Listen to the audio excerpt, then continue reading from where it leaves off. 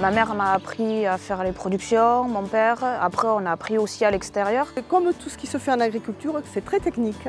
Le bien-être des animaux, c'est aussi le nôtre. Le bien-être de l'animal aujourd'hui, c'est important. Élevage, gavage, toute la production est transformée à la ferme. On a le plaisir de voir des jolis foie gras et de se régaler dans l'assiette. On est d'autant plus ravis. Le canard, ça vit dehors, à l'extérieur, pendant 4 mois quand même.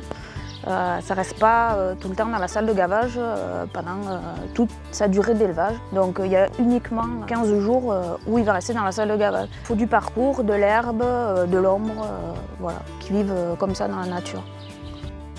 Donc là, comme vous les voyez, là, ces animaux, ils commencent à faire un peu trop chaud. Donc ils rentrent à l'abri ou alors ils vont à l'ombre des arbres. Ils ont bien mangé, bien bu, comme vous pouvez en voir certains. Ils ont déjà le jabot qui est très dilaté, mais bon, ils ont chaud parce que vous le voyez avec le bec très ouvert. Le canard se refroidit un petit peu comme les chiens. En fait, ils allaitent comme les chiens pour refroidir leur corps. Des fois en gavage, ils le font aussi. On ventile bien, donc ils ont moins chaud en gavage. De un jour à leur arrivée dans notre canotonière jusqu'à leur transfert sur les parcours définitifs d'élevage, ils sont alimentés à volonté, c'est-à-dire qu'ils se nourrissent autant qu'ils le souhaitent en cours de journée.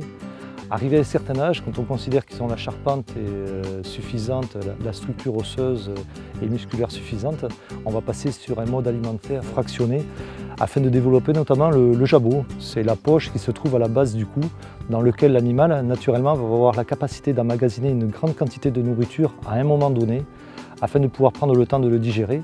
Et ce phénomène va s'amplifier et va se bonifier au moment du gavage afin de donner le foie gras.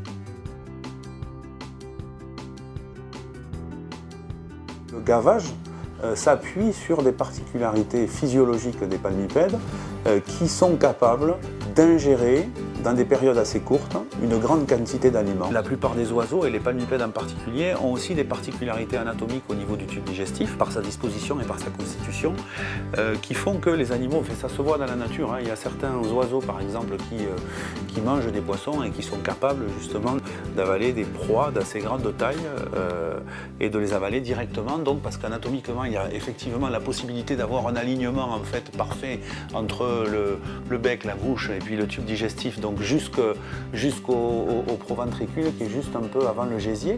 Et donc c'est ces particularités anatomiques qui font aussi que l'embucage, c'est-à-dire l'action qui consiste à introduire l'embuc pour gaver les animaux, qui est un préalable à l'acte de gavage proprement dit, est possible dans des conditions de sécurité optimales pour les oiseaux et quand c'est pratiqué bien sûr par un professionnel qui maîtrise parfaitement ce geste.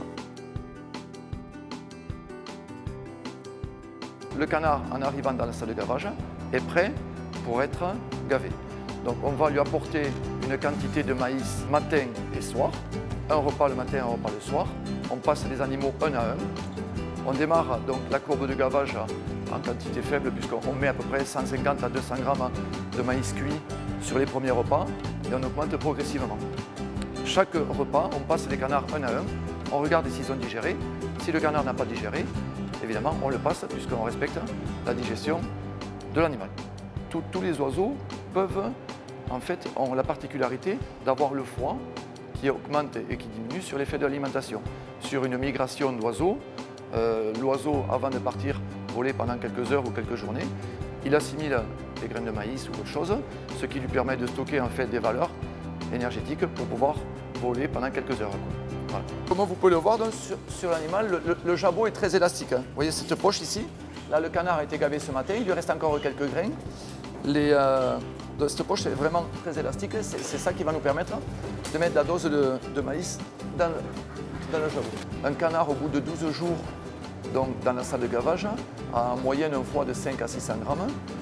On le gave la veille de l'abattage parce qu'en fait, si jamais vous relâchez le canard dans votre parc d'élevage, si vous arrêtez de l'alimenter, il a son poids de foie qui diminue de tant de grammes par heure, on dit jusqu'à 10 grammes par heure.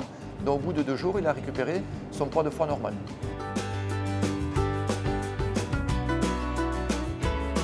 Les canards sont donc en logement collectif par 4, c'est-à-dire que le canard n'est pas coincé. Une fois qu'on a actionné la grille est juste reposée sur le canard prend sa place, il n'est pas coincé. Et quand nous on arrive pour le gavage, on a juste à attraper la tête, on le laisse se mettre là où il a envie et on le gave là où il est. Moi, c'est une fierté puisque le foie gras, c'est un très bon produit. Quand en plus, après, voilà, on a le plaisir de voir des jolis foie gras et de se régaler dans l'assiette, on est d'autant plus ravis.